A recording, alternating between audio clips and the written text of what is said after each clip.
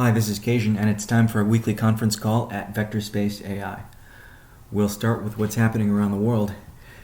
The virus continues to spike cases and deaths to new highs in India, and the US and other countries are sending supplies. ETH has hit a record high of 2,800 this morning, while BTC is trading at 54K, and the Dow is at 33.8, while Coinbase, with its symbol COIN, is trading at 294. The European Investment Bank issued its first ever digital bond on the Ethereum blockchain, Ether's underlying network. And that's a quote from a recent article. Bitcoin's dominance of the crypto market fell below 50% last week for the first time since August 2018, according to CoinMarketCap. And on another note, SpaceX has won the NASA contract over Blue Origin to put humans on the moon in preparation for the establishment of a lunar base for missions to Mars. On the industry side, MasterCard partners with Gemini related to a crypto card. And of course, as most know, the Gemini exchange is run by the Winklevoss twins. Visa CEO says payments giant is moving into crypto in a very big way. And then here's a quote from another headline: MasterCard, Visa take rivalry to crypto. So things just continue to heat up. And of course, MicroStrategy spent about $1 billion on BTC over the first quarter of 21.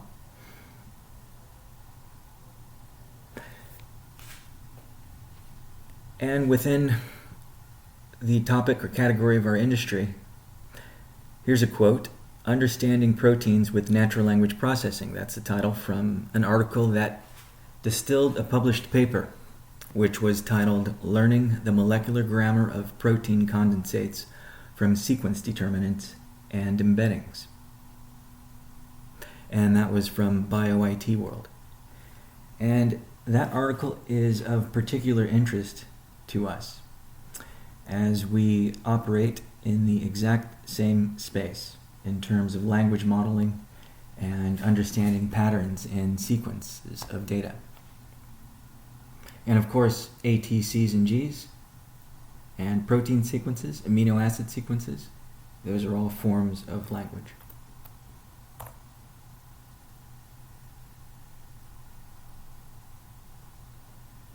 And that also connects to a post that we presented on our channel related to BERTology.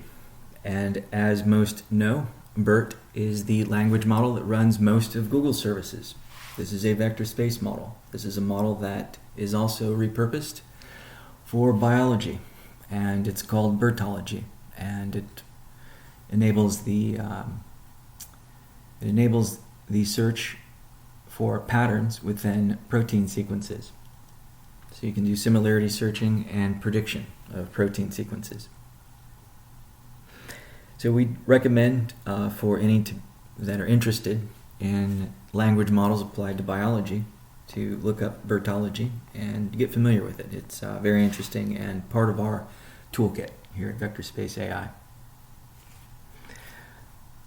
Palantir has a joint venture with a company called Syntropy, and both have partnered. This joint venture is partnered with the MD Anderson Cancer Center, and this is to solve for cancer, to come up with models that solve for cancer. And as most know, Palantir is known for looking at data and extracting relationships between entities and objects, persons, places, names, events, and establishing graph networks, relationship networks, and extracting new forms of intelligence. And now they're applying that to biology.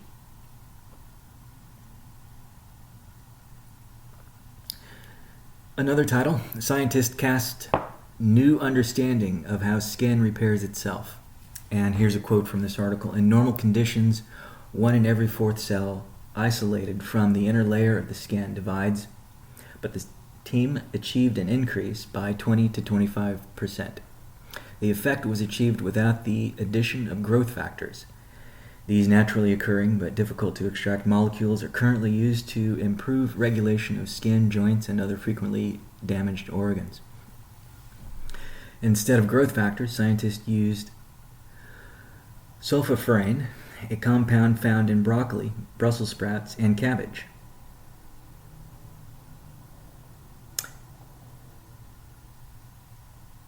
Sulforaphane activates the binding of transcription factors to specific parts of the DNA, which controlled cell division and is one of the number of compounds that can work in this way. So using a language model to understand relationships between micronutrients and proteins is something this article focused on, related to the repair of tissue. Next, we'll move to themes and events. And under themes and events, we have a running theme that seems to be increasing every week. And that's really just the fact that thematic funds are the theme. These thematic funds are popping up almost every day, left and right. Most are trying to mimic what ARK Invest has done, with Kathy Wood over there selecting components for her ETFs related to themes. And this is happening around the world, across indices and global markets of all kinds. We expect, of course, the same thing to happen in crypto. That's one of the reasons we're here. MVIS, or Microvision, is a publicly traded company that the Wall Street Bets crowd has been following. So they've essentially replaced GME with MVIS, MVIS. So creating a basket related to MVIS is of interest, and to see how that performed. As we know, or as most know, we've created a basket related to GME, GameStop, and that basket returned about 37% over the course of a few days. So a basket related to MVIS would also be of interest, the performance.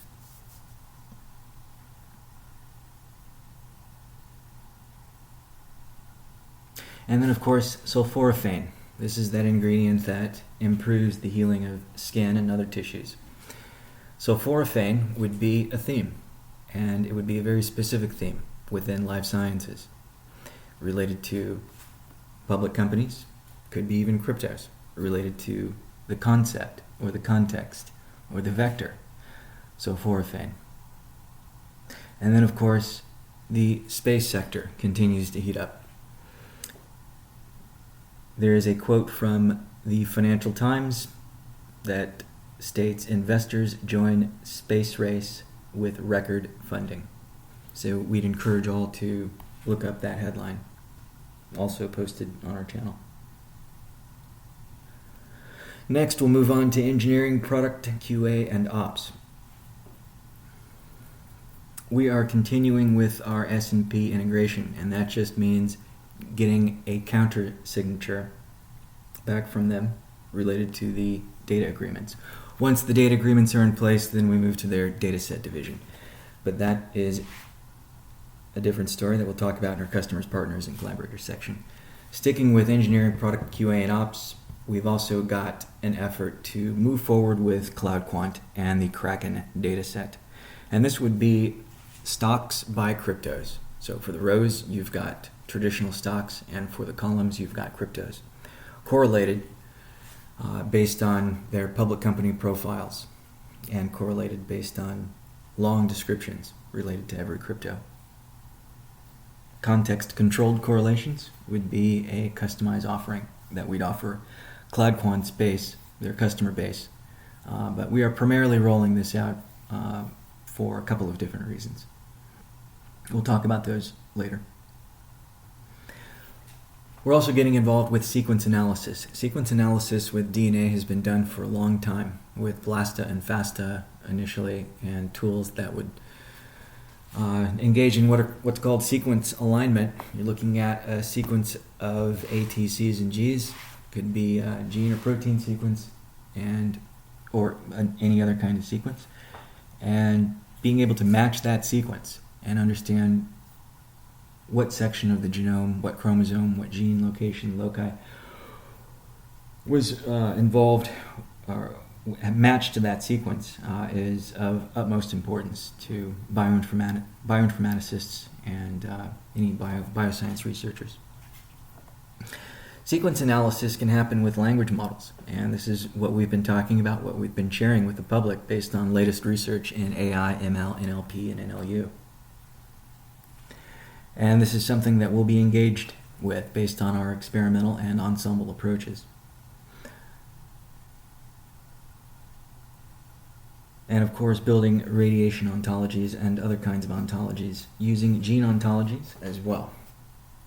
That's what engineering is preparing for right now.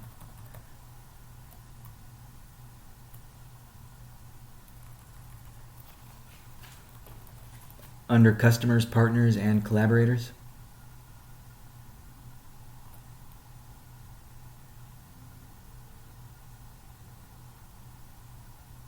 we have the financial and crypto markets we are servicing, and we've got the space biosciences industry.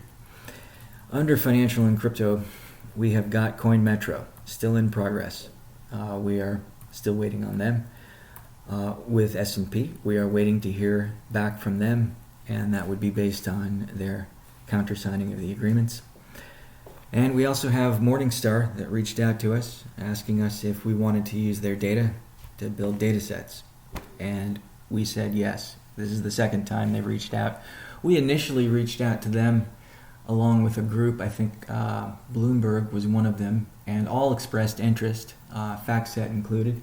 We decided to focus our efforts with S&P, but S&P is needing time, and we're going to go ahead and use that time and open a dialogue, keep a dialogue open with Morningstar. Morningstar is a competitor to S&P, but Morningstar is also a customer, potential customer of ours. Potential revenue-generating distribution partner.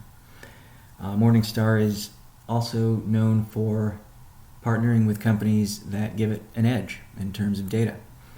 We've watched Morningstar progress over the years, and they are a great company.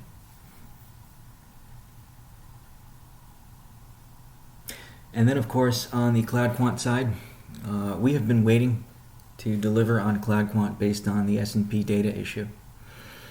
And the S&P data issue is going to be resolved. It's just a matter of them sending the agreements back, and then we'll be good to go. But we don't know if we'll be good to go with CloudQuant. That's something we have to clear with S&P. But we do know that we're good to go with CloudQuant based on providing them with the data set that correlates public companies based on our current data sources with cryptos. And just as a reminder, this is a data set that Kraken requested through CloudQuant. So what we're going to do is work with CloudQuant on this Kraken data set. And this is just going to take us about a week to do. We have the time to do this as we are waiting for S&P. And our call with Morningstar, by the way, is on Monday. So we'll gather a few more data points and know what to do then. And then, of course, we are waiting to hear back from the funds that we've been talking with. They're actually meeting this week. They'll probably be meeting for another week. We don't know how long it's going to take for them to convene on how they want to go into a trial, or whether or not they want to engage in a trial, or whether or not they want to see if they can build this themselves. That sometimes happens. So we'll find out, and we'll keep everyone updated. And then, as a side note, which is an interesting segue into our Space Biosciences section, WorldQuant is a group that we've been talking with for quite some time. This is the first time we found out that they funded the NASA Twins study. This is the Space Biosciences study. And we just found out a couple of days ago. So we're going to be opening a different kind of dialogue with WorldQuant based on that data point. And then satsearch.co in our Space Biosciences section here under Customers, Partners, and Collaborators. Satsearch.co. That is a company that is, well, there are lots of companies like this springing up that are distributing all things related to space technology and space exploration. And of course, biosciences is at the forefront. Anything related to protecting the human body is at the forefront. We also have a supplemental engineering call, which we'll be posting, that you can listen to, that will supplement this call related to our engineering, product, QA, and ops section, and our customers, partners, and collaborators section. It contains engineering details, and it contains details related to our intricate strategy on the space biosciences and financial markets side. Under sales and marketing, that's steady as she goes, and exchanges. This is in process. And what do we mean when we say something is in process? Well, that depends. What we mean is that it has a dependency on something else needing to complete before we move forward with an exchange listing. For example, CloudQuant will issue a PR related to the Kraken dataset. That PR will state that this dataset was requested by Kraken and is available to the customers at CloudQuant as well, related to stocks by cryptos. And the fact that if you've got a public company, a traditional public company moving up by 100% or 50 or whatever it is, you're probably going to see a few cryptos move with it in sympathy. That's where the markets are headed. They're solidifying like that today. When that press release gets issued, it's really just going to be up to Kraken to determine what the best next step is in terms of listing a crypto that produces data sets of value to 400,000 institutions, traders, and a few others with their request in and delivered. So we'll see. On the IR, PR, and Marcom side, that's a pretty good segue into this, because we have been waiting a long time to get one of our customers here, one of our distribution partners, to move forward with a press release. That's going to happen. It's taking a lot longer than we thought, and we're not happy about that. We're not, this is not something that we're just sitting here twiddling our thumbs about. We want this to happen fast. Now, if we can't make something happen fast, we'll backfill with a few other things. And that includes a CloudQuant PR. It includes a CoinMetro PR. And remember that the S&P PR it's not just a single PR here. We have a few different tracks at S&P. We can't talk about all of them, but we can talk about at least two. We have talked to their crypto indexing group. We'll see how that goes. Looks positive. We have 100% confidence in that area. And the other track, of course, is showcasing our data sets. S&P is used to showcasing one data set at a time. And that's, as a strategy, probably a wise thing to do for us. We don't want to display or showcase thousands of data sets at a time, hundreds even. We want to showcase one data set at a time, even though we have hundreds of billions. One data set at a time. Each high-value data set is its own PR.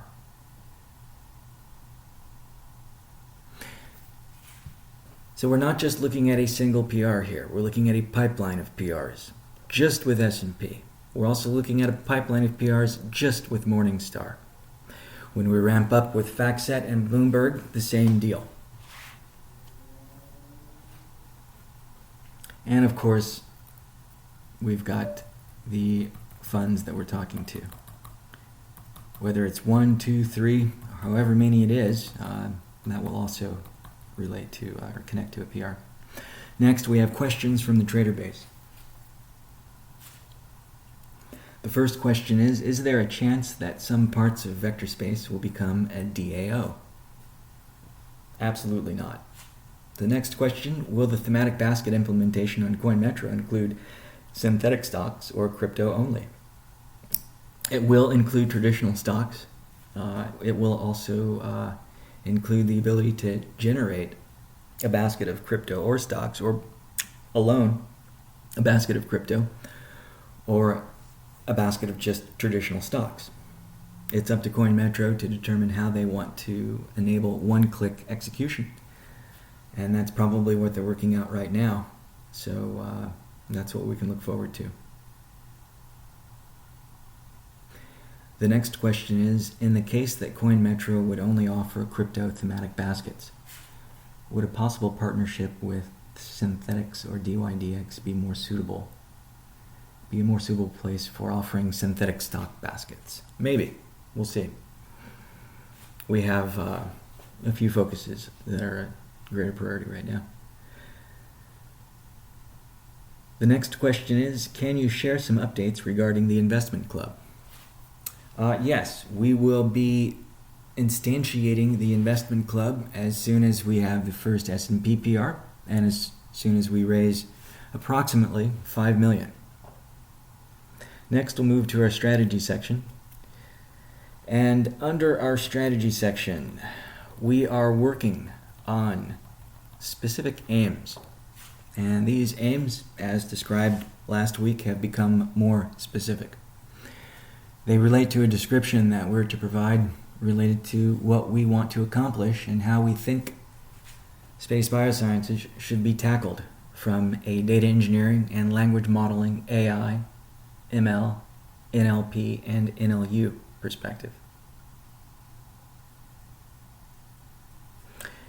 And this would involve a focus on one of the concerns that the NASA twin studies brought up, one of the greatest concerns related to high-risk outcomes. Some of the higher risk outcomes related to space travel. And that relates to genomic instability. And genomic instability happens when you've got a heavy ion particle that rips through a cell into the cell nucleus and hits your DNA, in a way, your chromosome, so that a double-strand break occurs, or multiple double-strand breaks. And then after that, what can possibly happen is a chromosomal translocation, where you get a piece of your chromosome essentially rewired the wrong way as your DNA repair pathways come into action and you've got proteins beginning to repair your DNA. DNA repair is a natural process. Our DNA gets damaged every day, every second of the day, and we have genes and proteins and pathways that enable the repair of that DNA. When you have double-strand breaks and you're getting hit with radiation, GCR particles, HZE particles, your DNA your body's going to have a hard time repairing your DNA because the breaks are so complex. And usually what happens is you get translocations, or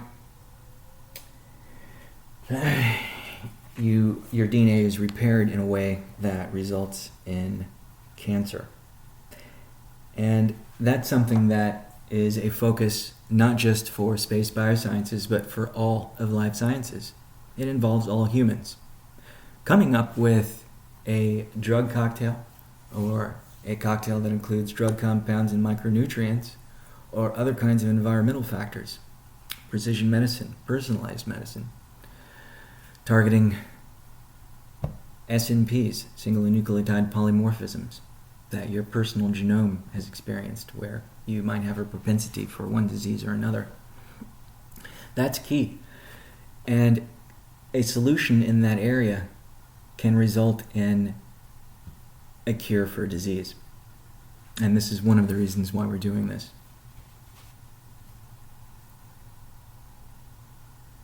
So predicting relationships between kinds of GCR damage and induced pathways and repair mechanisms involving the microenvironment. That's going to be one of our aims.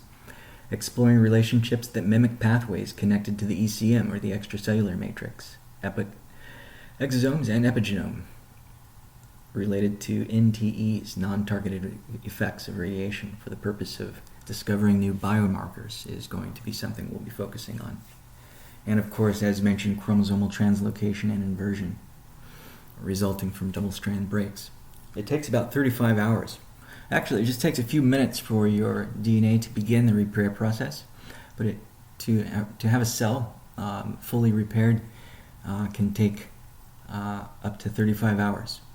Lawrence Berkeley National Laboratory has a video on this. You can look this up on Google. DNA repair video, LBNL, or Berkeley Lab. Also determining the physiological mechanisms of action. That's going to be key. Showing NLU modeled relationships. And this would be based on producing correlation matrix datasets that involve mappings of proteins or correlations from proteins to micronutrients in the context of non-targeted effects of GCR, galactic cosmic radiation. Or exploring relationships between DNA damage repair proteins and drug compounds in the context of the extracellular matrix or microenvironment.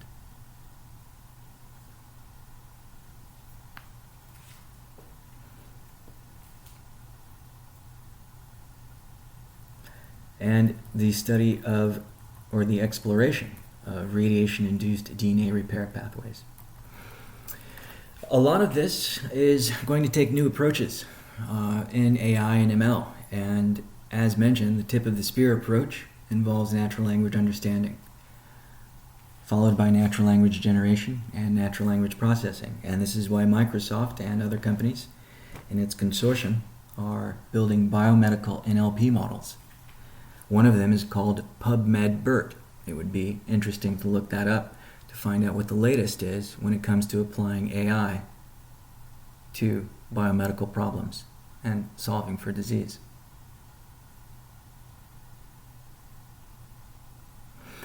So the purpose of building a language model and having the foundation of a data engineering pipeline enables a researcher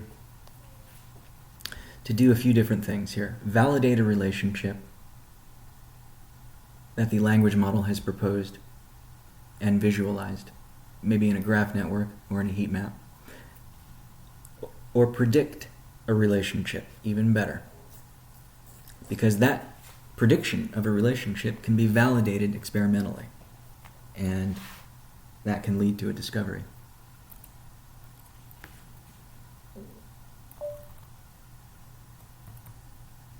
And of course, it's interesting that hedge funds that we didn't expect are funding studies like these related to the NASA Twin study, which is the core of space biosciences, world quant, in fact.